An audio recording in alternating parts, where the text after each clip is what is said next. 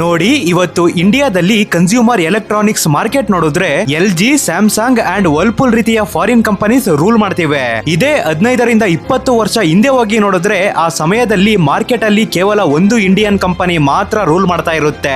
ಆ ಕಂಪನಿಯ ಹೆಸರು ವಿಡಿಯೋಕಾನ್. ವಿಡಿಯೋಕಾನ್ ತನ್ನ ಕಲರ್ ಟಿವಿ, ವಾಷಿಂಗ್ ಮಿಷಿನ್ ಹಾಗೂ ಏರ್ ಕಂಡೀಷನ್ ಇಂದ ತುಂಬಾ ಫೇಮಸ್ ಆಗಿರುತ್ತೆ. ಈಗ ಇಲ್ಲಿ ಪ್ರಶ್ನೆ ಏನಂದ್ರೆ, ಒಂದು ಸಮಯದಲ್ಲಿ ನಂಬರ್ 1 ಆಗಿದ್ದ ಈ ಕಂಪನಿ ಇವತ್ತು ಸಂಪೂರ್ಣವಾಗಿ ಮಾಯ ಆಗಿರೋದು ಯಾಕೆ? ವಿಡಿಯೋಕಾನ್ ಯಶಸ್ಸಿಗೆ ಕಾರಣವಾಗಿ ನಂತರ ಇದೇ ಕಂಪನಿಯ ಪತನಕ್ಕೆ ಕಾರಣವಾದ ಆ ವ್ಯಕ್ತಿಯಾದ್ರೂ ಯಾರು?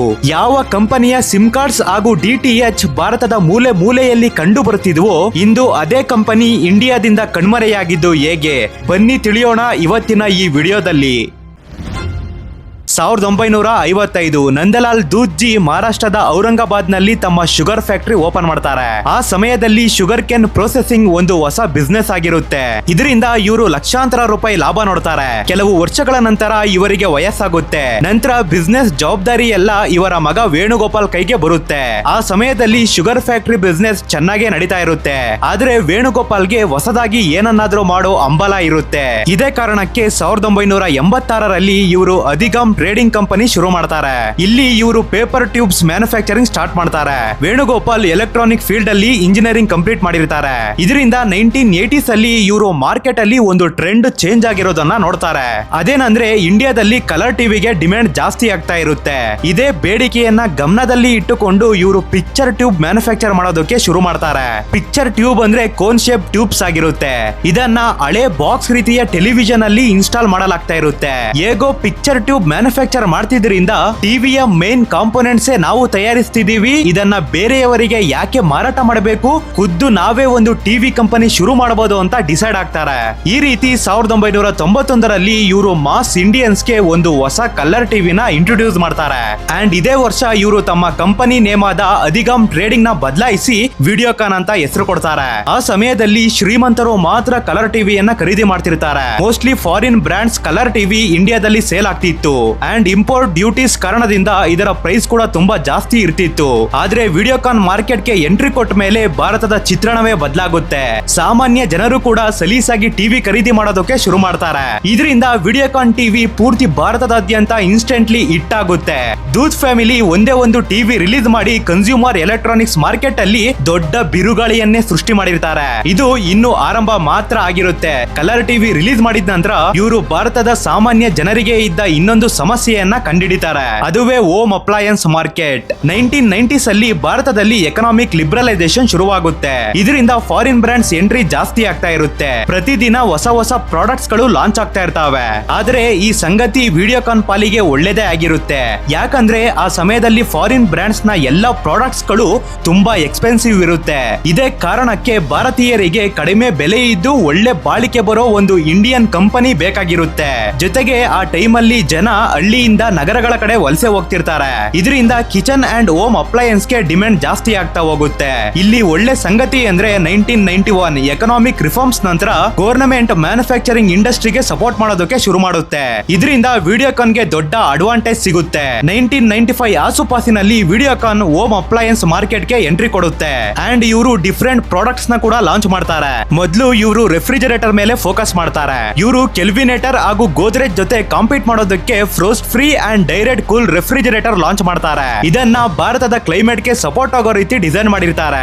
ಇದರ ಜೊತೆ ಕಡಿಮೆ ಬೆಲೆ ಹಾಗೂ EMI ಆಪ್ಷನ್ಸ್ ಕೂಡ ನೀಡ್ತಾರೆ. ಯಾಕಂದ್ರೆ ಇವರು ಇಂಡಿಯನ್ ಮಿಡಲ್ ಕ್ಲಾಸ್ ಫ್ಯಾಮಿಲೀಸ್ ನ ಟಾರ್ಗೆಟ್ ಮಾಡಿರ್ತಾರೆ. ರೆಫ್ರಿಜರೇಟರ್ ನಂತರ ವಾಷಿಂಗ್ ಮಿಷಿನ್ಸ್ ಮೇಲೆ ಫೋಕಸ್ ಮಾಡ್ತಾರೆ. ಆ ಸಮಯದಲ್ಲಿ ಸೆಮಿ ಆಟೋಮೆಟಿಕ್ ವಾಷಿಂಗ್ ಮಿಷಿನ್ಸ್ ಗೆ ತುಂಬಾ ಡಿಮ್ಯಾಂಡ್ ಇರುತ್ತೆ. ಇದನ್ನ BPL ಕಂಪನಿ ತಯಾರು ಮಾಡ್ತಾ ಇರುತ್ತೆ. ಅಗೇನ್ ಇವರ ವಾಷಿಂಗ್ ಮಿಷಿನ್ಸ್ ಕೂಡ ತುಂಬಾ ಎಕ್ಸ್ಪೆನ್ಸಿವ್ ಇರುತ್ತೆ. ಇದೇ ಕಾರಣಕ್ಕೆ Videocon affordable and durable washing machines ನ ಲಾಂಚ್ ಮಾಡ್ತಾರೆ. ಇದು ಜನರಿಗೆ ತುಂಬಾ ಇಷ್ಟ ಆಗುತ್ತೆ. ಇದಾದ ನಂತರ ಇವರು ಎನರ್ಜಿ ಎಫಿಷಿಯಂಟ್ ಏರ್ ಕಂಡೀಷನರ್ಸ್ ನ ಕೂಡ ಲಾಂಚ್ ಮಾಡ್ತಾರೆ. ಆ ಸಮಯದಲ್ಲಿ ಇಂಡಿಯನ್ ಮಾರ್ಕೆಟ್ ಗೆ ಮೈಕ್ರೋ ಓವನ್ ಕೂಡ ಬರುತ್ತೆ. ಅರ್ಬನ್ ಏರಿಯಾಸ್ ಅಲ್ಲಿ ಇದಕ್ಕೆ ತುಂಬಾ ಕ್ರೇಜ್ ಇರುತ್ತೆ. ಇದನ್ನ ಕ್ಯಾಚ್ ಮಾಡಿದ ಇವರು cost effective micro oven ready ready ಮಾಡ್ತಾರೆ. ಈ ರೀತಿ ಒಂದಾದ ನಂತರ ಒಂದು ಪ್ರಾಡಕ್ಟ್ ಲಾಂಚ್ ಮಾಡುತ್ತಾ ಇವರು ಪೂರ್ತಿ ಕನ್ಸ್ಯೂಮರ್ ಎಲೆಕ್ಟ್ರಾನಿಕ್ಸ್ ಮಾರ್ಕೆಟ್ ನ ಕಬ್ಜಾ ಮಾಡ್ತಾರೆ. ಆ ಟೈಮ್ ಅಲ್ಲಿ TV, fridge, AC, washing machine, speaker ಎಲ್ಲವನ್ನು ಮ್ಯಾನುಫ್ಯಾಕ್ಚರಿಂಗ್ ಮಾಡ್ತಾ ಇರ್ತಾರೆ. ಜೊತೆಗೆ ಮೇಡ್ ಇನ್ ಇಂಡಿಯಾ ಹಾಗೂ ಕಡಿಮೆ ಬೆಲೆ ಇದ್ದಿದ್ದರಿಂದ ಜನರ ಹಾಟ್ ಫೇವರೇಟ್ ಕಂಪನಿ ಆಗಿರುತ್ತೆ.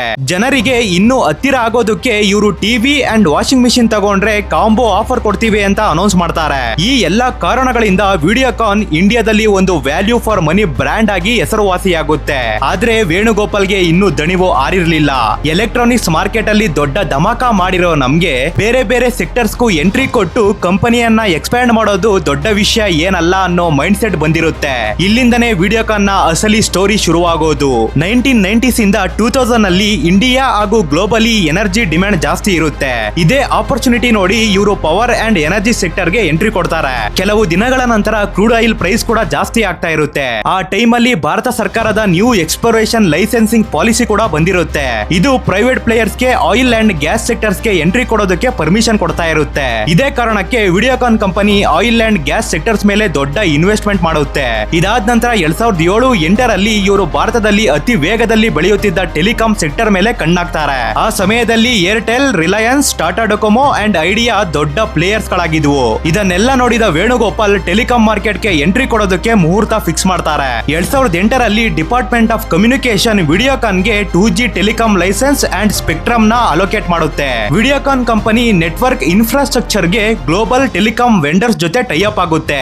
ಹಲವಾರು ನಗರಗಳಲ್ಲಿ ಟವರ್ ಇನ್ಸ್ಟಾಲೇಷನ್ ಮಾಡ್ತಾರೆ. ಇದಲ್ಲದೆ ಬ್ರಾಂಡಿಂಗ್ ಅಂಡ್ ಮಾರ್ಕೆಟಿಂಗ್ ಸ್ಟ್ರಾಟಜಿ ಮೇಲೂ ದೊಡ್ಡ ಇನ್ವೆಸ್ಟ್ಮೆಂಟ್ ಮಾಡ್ತಾರೆ. ಫೈನಲಿ 2009ರಲ್ಲಿ ಇವರು ತಮ್ಮ ಟೆಲಿಕಾಂ ಸರ್ವಿಸ್ ಟ್ರಯಲ್ ಲಾಂಚ್ ಮಾಡ್ತಾರೆ. ಮೊದಲು ಕೆಲವು ಸಿಟೀಸ್ ನಲ್ಲಿ ಲಿಮಿಟೆಡ್ ಸರ್ವಿಸ್ ಕೊಡ್ತಾರೆ. ನಿಧಾನವಾಗಿ ಇವರು ಹರಿಯಾಣ, ಪಂಜಾಬ್, ಗುಜರಾತ್ ಅಂಡ್ ಮಧ್ಯಪ್ರದೇಶ ರಾಜ್ಯಗಳಲ್ಲಿ ಎಕ್ಸ್ಪ್ಯಾಂಡ್ ಮಾಡ್ತಾ ಮುಂದುವರಿತಾರೆ. ಇದಲ್ಲದೆ ಲೋ ಕಾಸ್ಟ್ ಪ್ಲಾನ್ಸ್ ಹಾಗೂ ಅಟ್ರಾಕ್ಟಿವ್ ಪ್ರೀಪೇಡ್ ಆಫರ್ಸ್ ನೀಡಿ ಇವರ ಸಿಮ್ ಕಾರ್ಡ್ಸ್ ನ ವೇಗವಾಗಿ ಸೆಲ್ ಮಾಡ್ತಾರೆ. ಟೆಲಿಕಾಂ ನಂತರ ವಿಡಿಯೋಕಾನ್ ಕಂಪನಿ DTH ಅಂದ್ರೆ ಡೈರೆಕ್ಟ್ ಟು ಹೋಮ್ ಸರ್ವಿಸ್ ಗೆ ಎಂಟ್ರಿ ಕೊಡೋದಕ್ಕೆ ರೆಡಿ ಆಗುತ್ತೆ. 2009ರ ಸಮಯದಲ್ಲಿ ಇಂಡಿಯಾದಲ್ಲಿ ಕೇಬಲ್ ಟಿವಿ ಕನೆಕ್ಷನ್ ದರ್ಬಾರ್ ಇರುತ್ತೆ. ಜನ ಕೇಬಲ್ ಸರ್ವಿಸ್ ಪ್ರೊವೈಡರ್ಸ್ ನ poor service and high price ಇಂದ ಬೇಸತ್ತಿರ್ತಾರೆ. ಇದರಿಂದ DTH ಸರ್ವಿಸ್ ಗೆ ಡಿಮ್ಯಾಂಡ್ ಜಾಸ್ತಿ ಇರುತ್ತೆ. ಈ ಆಪರ್ಚುನಿಟಿ ಲಾಭ ಪಡ್ಕೊಂಡು ಇವರು 2009ರಲ್ಲಿ ವಿಡಿಯೋಕಾನ್ D2H ಹೆಸರಲ್ಲಿ ತಮ್ಮ DTH ಸರ್ವಿಸ್ ಶುರು ಮಾಡ್ತಾರೆ. ಇವರು ಸೆಟ್ ಅಪ್ ಬಾಕ್ಸ್ ನ ಕೂಡ ಖುದ್ದು ಮ್ಯಾನುಫ್ಯಾಕ್ಚರಿಂಗ್ ಮಾಡ್ತಾರೆ. ಯಾಕಂದ್ರೆ ಕಾಸ್ಟ್ ಕಂಟ್ರೋಲ್ ಮಾಡೋದಕ್ಕೆ. ಇವರು 4K ಅಲ್ಟ್ರಾ HD ಸರ್ವಿಸ್ ಕೊಟ್ಟ ಮೊದಲ ಇಂಡಿಯನ್ ಕಂಪನಿ. ಇದಲ್ಲದೆ multiple channel packs and regional content options ನ ಕೂಡ ನೀಡ್ತಾರೆ. ಪ್ರತಿಯೊಂದು ರೀಜನ್ ಅಲ್ಲಿ ಇರೋ ಕಸ್ಟಮರ್ಸ್ ನ ಅಟ್ರಾಕ್ಟ್ ಮಾಡೋದಕ್ಕೆ. ಈ ಎಲ್ಲಾ ಸ್ಟ್ರಾಟಜಿಸ್ ಇಂದ 2015ರಷ್ಟೊತ್ತಿಗೆ ವಿಡಿಯೋಕಾನ್ D2H 3 ಕೋಟಿಗೂ ಹೆಚ್ಚು ಯೂಸರ್ಸ್ ನ ಹೊಂದಿರುತ್ತೆ. ಇವರ ಹೆಸರು ಟಾಪ್ 5 ಆಪರೇಟರ್ಸ್ ಅಲ್ಲಿ ಗಟ್ಟಿಯಾಗಿ ಸ್ಥಾನ ಪಡೆಯುತ್ತೆ. ಆದ್ರೆ ವೇಣುಗೋಪಾಲ್ ಇಲ್ಲಿಗೆ ನಿಲ್ಲಿಸಲಿಲ್ಲ. 2010-11ರ ಟೈಮ್ ಇಂಡಿಯಾದಲ್ಲಿ ರಿಟೇಲ್ ಇಂಡಸ್ಟ್ರಿ ಬೂಮ್ ಅಲ್ಲಿ ಇರುತ್ತೆ. ಇದರಲ್ಲಿ Reliance retail, Croma and big Bazaar ರೀತಿಯ ಬ್ರಾಂಡ್ಸ್ ಮಾರ್ಕೆಟ್ ನ ಕ್ಯಾಪ್ಚರ್ ಮಾಡಿರ್ತಾವೆ. ಇದೇ ಟ್ರೆಂಡ್ ನ ನೋಡಿ ವಿಡಿಯೋಕಾನ್ ಖುದ್ದು ತಮ್ಮದೇ ಆದ ಎಲೆಕ್ಟ್ರಾನಿಕ್ ರಿಟೇಲ್ ಚೇನ್ ಶುರು ಮಾಡೋ ಪಣ ತೊಡುತ್ತೆ. ಇವರು ತಮ್ಮ ರಿಟೇಲ್ ಬಿಸ್ನೆಸ್ ಗೆ ನೆಕ್ಸ್ಟ್ ರಿಟೇಲ್ ಅಂತ ಹೆಸರು ಕೊಡ್ತಾರೆ. ಅಕ್ರಾಸ್ ಇಂಡಿಯಾ 550ಕ್ಕೂ ಹೆಚ್ಚು ಸ್ಟೋರ್ಸ್ ನ ಓಪನ್ ಮಾಡ್ತಾರೆ. ಇಲ್ಲಿ TV, refrigerator, washing machine, AC, mobile ರೀತಿಯ ಪ್ರಾಡಕ್ಟ್ಸ್ ನ ಮಾರಾಟ ಮಾಡ್ತಾರೆ. ಸ್ಮಾಲ್ ಸಿಟೀಸ್ ಅಂಡ್ ಟೌನ್ಸ್ ಅಲ್ಲೂ ಕೂಡ ಎಕ್ಸ್ಪ್ಯಾಂಡ್ ಮಾಡಿ ಮಾಸ್ ಮಾರ್ಕೆಟ್ ನ ಕವರ್ ಮಾಡ್ತಾರೆ. ನೋಡ್ತಾ ವಿಡಿಯೋಕಾನ್ ಎಲ್ಲಾ ಸೆಕ್ಟರ್ಸ್ ನಲ್ಲೂ ಕೂಡ ಎಂಟ್ರಿ ಕೊಟ್ಟಿರುತ್ತೆ. ಇವರು ಶಾರುಖ್ ಖಾನ್ ಹತ್ತಿರ ಬ್ರಾಂಡಿಂಗ್ ಮಾಡಿಸ್ತಾರೆ. IIFA ರೀತಿಯ ಶೋಸ್ ಗೆ ಸ್ಪಾನ್ಸರ್ ಮಾಡ್ತಾರೆ. ಇದಲ್ಲದೆ IPL ಟೀಮ್ ಮುಂಬೈ ಇಂಡಿಯನ್ಸ್ ಕೂಡ ಸ್ಪಾನ್ಸರ್ ಮಾಡಿರ್ತಾರೆ. ಈ ರೀತಿ ಪೂರ್ತಿ ಭಾರತದಲ್ಲಿ ದೊಡ್ಡ ಹೆಸರು ಮಾಡಿದ ಈ ಕಂಪನಿ ಪತನಗೊಂಡಿದ್ದು ಹೇಗೆ ಅಂದ್ರೆ, ಮೊದಲು ಇವರ ಆಯಿಲ್ ಅಂಡ್ ಗ್ಯಾಸ್ ಸೆಕ್ಟರ್ಸ್ ನ ನೋಡಿದ್ರೆ 2008-11ರ ಮಧ್ಯೆ ವಿಡಿಯೋಕಾನ್ ಆಯಿಲ್ ಎಕ್ಸ್ಪ್ಲೋರೇಷನ್ ಪ್ರಾಜೆಕ್ಟ್ಸ್ ಗೆ ಸಾಲ ಮಾಡಿ ದೊಡ್ಡ ಇನ್ವೆಸ್ಟ್ಮೆಂಟ್ ಮಾಡಿರುತ್ತೆ. ಮುಂದೆ ಲಾಭ ಸಿಗುತ್ತೆ ಅನ್ನೋ ನಿರೀಕ್ಷೆಯಲ್ಲಿ ಇರ್ತಾರೆ. ಆದ್ರೆ ನಡೆದಿದ್ದು ಇದರ ಉಲ್ಟಾ. ಕೇವಲ 3-4 ವರ್ಷದ ಒಳಗೆ crude oil price $100 per barrel ಇಂದ $30 ಪರ್ ಬ್ಯಾರಲ್ ಗೆ ಕುಸಿಯುತ್ತೆ. ಇದರಿಂದ ವಿಡಿಯೋಕಾನ್ ಗೆ ಈ ಬಿಸ್ನೆಸ್ ಅಲ್ಲಿ ಸರ್ವೈವ್ ಆಗೋದಕ್ಕೆ ಆಗ್ಲಿಲ್ಲ. ಈಗ ಸಾಲದ ಬಗ್ಗೆ ನೋಡಿದ್ರೆ ಕೇವಲ ಆಯಿಲ್ ಬಿಸ್ನೆಸ್ ಗೆ ಇವರು 27,000 ಕೋಟಿ ಸಾಲ ತಗೊಂಡಿರ್ತಾರೆ. ಕಂಪನಿಯ ಪರಿಸ್ಥಿತಿ ಹೇಗಾಗುತ್ತೆ ಅಂದ್ರೆ ಸಾಲ ವಾಪಸ್ ಕೊಡೋದಕ್ಕೂ ಇವ್ರ ಹತ್ರ ದುಡ್ಡಿರಲ್ಲ. ಇದರಿಂದ SBI, ICICI and other financial institutions ಗಳು ಈ ಕಂಪನಿಯನ್ನ NPA ಅಂದ್ರೆ ನಾನ್ ಪರ್ಫಾರ್ಮಿಂಗ್ ಅಸೆಟ್ ಅಂತ ಡಿಕ್ಲೇರ್ ಮಾಡ್ತಾರೆ. ಅಂಡ್ 2009ರಷ್ಟೊತ್ತಿಗೆ ವಿಡಿಯೋಕಾನ್ ಬಿಸ್ನೆಸ್ ಕಂಪ್ಲೀಟ್ಲಿ ಕೊಲಾಪ್ಸ್ ಆಗುತ್ತೆ. ಈಗ ಟೆಲಿಕಾಂ ಸೆಕ್ಟರ್ ನೋಡಿದ್ರೆ 2008ರಲ್ಲಿ 2G ಸ್ಪೆಕ್ಟ್ರಮ್ ಆಕ್ಷನ್ ನಡೆಯುತ್ತೆ. ವಿಡಿಯೋಕಾನ್ ಗೆ ಈ ಲೈಸೆನ್ಸ್ ಕಡಿಮೆ ಬೆಲೆಯಲ್ಲಿ ಸಿಗುತ್ತೆ. ಆದ್ರೆ ನಂತರ CBI ಎನ್ಕ್ವೈರಿ ಆದ್ಮೇಲೆ ಇದೊಂದು ದೊಡ್ಡ ಸ್ಕ್ಯಾಮ್ ಅಂತ ಗೊತ್ತಾಗುತ್ತೆ. 2G ಸ್ಪೆಕ್ಟ್ರಮ್ ಸ್ಕ್ಯಾಮ್ ನೀವೆಲ್ಲ ಕೇಳೇ ಇರ್ತೀರಾ. ಅಸಲಿಗೆ ಯಾವುದೇ ಆಕ್ಷನ್ ನಡೆದಿರಲಿಲ್ಲ. ಸಿಂಪ್ಲಿ ದೊಡ್ಡ ಪ್ಲೇಯರ್ಸ್ ಮಕ್ಕಳಿಗೆ ಮಾತ್ರ ಲೈಸೆನ್ಸ್ ಇಶ್ಯೂ ಮಾಡಿರ್ತಾರೆ. ಈ ಸ್ಕ್ಯಾಮ್ ಬಗ್ಗೆ ಗೊತ್ತಾದಾಗ ಸುಪ್ರೀಂ ಕೋರ್ಟ್ ವಿಡಿಯೋಕಾನ್ ಜೊತೆ 122 ಕಂಪನಿಗಳ ಲೈಸೆನ್ಸ್ ನ ಕ್ಯಾನ್ಸಲ್ ಮಾಡುತ್ತೆ. ಇದರಲ್ಲಿ ಏರ್ಟೆಲ್ ಕೂಡ ಶಾಮೀಲಾಗಿರುತ್ತೆ. ಅಂದ್ರೆ ವಿಡಿಯೋಕಾನ್ ಲೈಸೆನ್ಸ್ ಪಡೆಯೋದಕ್ಕೆ ನೀಡಿದ ಹಣ ಕೂಡ ಹೋಯ್ತು ಅಂಡ್ ಲೈಸೆನ್ಸ್ ಕೂಡ. ಮತ್ತೆ ವಾಪಸ್ ಲೈಸೆನ್ಸ್ ಪಡೆಯೋದಕ್ಕೆ ಇವರ ಹತ್ತಿರ ಹಣ ಕೂಡ ಇರಲಿಲ್ಲ. ಇದರಿಂದ ಇವರು ಉಳಿದ ಅಲ್ಪ ಸ್ವಲ್ಪ ಬಿಸ್ನೆಸ್ ನ ಏರ್ಟೆಲ್ ಗೆ ಮಾರಾಟ ಮಾಡ್ತಾರೆ. ನೆಕ್ಸ್ಟ್ ಬಂದು DTH ಸೆಕ್ಟರ್. ಸ್ಟಾರ್ಟಿಂಗ್ ಅಲ್ಲಿ ವಿಡಿಯೋಕಾನ್ D2H ಚೆನ್ನಾಗಿ ಪರ್ಫಾರ್ಮ್ ಮಾಡ್ತಾ ಇರುತ್ತೆ. ಆದ್ರೆ ನಿಧಾನವಾಗಿ Tata sky and dish TV Videocon users ನ ತಮ್ಮೆಡೆ ಸೆಳಿತಾರೆ. ಯಾಕಂದ್ರೆ ಇವರಿಬ್ಬರ ಪ್ರೈಸಿಂಗ್ ಅಂಡ್ ಸರ್ವಿಸ್ ವಿಡಿಯೋಕಾನ್ ಗೆ ಕಂಪೇರ್ ಮಾಡಿದ್ರೆ ಬೆಟರ್ ಆಗಿರುತ್ತೆ. ಇದರಿಂದ ಜನ ಕೂಡ ವಿಡಿಯೋಕಾನ್ ಗೆ ಕೈ ಕೊಡ್ತಾರೆ. ನಂತರ 2016ರಲ್ಲಿ ಇಂಟರ್ನೆಟ್ ಯೂಸರ್ಸ್ ಜಾಸ್ತಿ ಆಗ್ತಿರ್ತಾರೆ. ಇದರಿಂದ DTH ಕಸ್ಟಮರ್ ಬೇಸ್ ಕೂಡ ಕುಸಿಯುತ್ತೆ. ಲಾಭನೇ ಇಲ್ಲದೆ ಇರೋ ಬಿಸ್ನೆಸ್ ನ ಇಟ್ಕೊಂಡು ಏನ್ ಮಾಡೋದು ಅಂತ 2018ರಲ್ಲಿ ವಿಡಿಯೋಕಾನ್ D2H ಅಂಡ್ ಡಿಶ್ ಟಿವಿನ ಮರ್ಜ್ ಮಾಡ್ತಾರೆ. ಅಂಡ್ ಇವರ ರಿಟೇಲ್ ಸ್ಟೋರ್ಸ್ ಬಗ್ಗೆ ನೋಡಿದ್ರೆ ಸ್ಟಾರ್ಟಿಂಗ್ ಇಂದಾನೆ ಇವರ ರಿಟೇಲ್ ಬಿಸ್ನೆಸ್ ಚೆನ್ನಾಗಿ ನಡೀತಿರ್ಲಿಲ್ಲ. ಇದ್ದ ಅಲ್ಪ ಸ್ವಲ್ಪ ಬಿಸ್ನೆಸ್ ಕೂಡ Flipkart and Amazon E commerce ಇಂದ ಬಿದ್ದೋಗುತ್ತೆ. ಇಲ್ಲಿ ಅಬ್ಸರ್ವ್ ಮಾಡಿದ್ರೆ ಇವೆಲ್ಲ ಇವರ ಸೈಡ್ ಬಿಸ್ನೆಸ್ ಆಗಿರುತ್ತೆ. ಆದ್ರೆ ಇವರ ಮೇನ್ ಬಿಸ್ನೆಸ್ ಗೆ ಏನಾಗುತ್ತೆ ಅಂದ್ರೆ consumer electronics like fridge, TV, washing machine, AC etcetera.